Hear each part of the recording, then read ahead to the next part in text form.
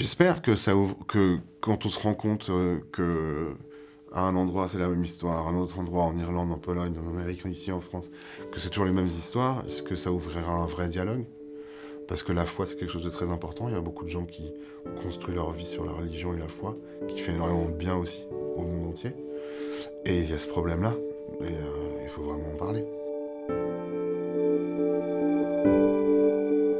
François Ozon voulait pas forcément qu'on rencontre les personnes qu'on allait jouer, parce qu'il voulait pas qu'on fasse un copier-coller, quoi. Il voulait vraiment qu'on joue des personnages avec ce qu'il y avait dans le scénario, mais pas de s'inspirer de leur vie réelle. Un scénario vraiment brillant parce que c'est un passage de relais avec énormément de personnages et du coup on comprend vraiment de l'intérieur ce que ces gens essaient de faire, encore aujourd'hui. Et je trouve que le film justement est beau parce que il donne pas de réponse, c'est pas un film qui est à charge contre une personne ou une autre, ou contre l'église, ou contre les médias, c'est un film qui expose les questions et qui donne la parole à plein d'intervenants. Changer les choses, je sais pas, mais en tout cas, ce qui est sûr, c'est que ça va mettre ce sujet-là sur la table et que, d'une façon générale, l'art, les œuvres d'art et le cinéma, a priori, peut-être permettre de voir les choses d'un point de vue vraiment humain.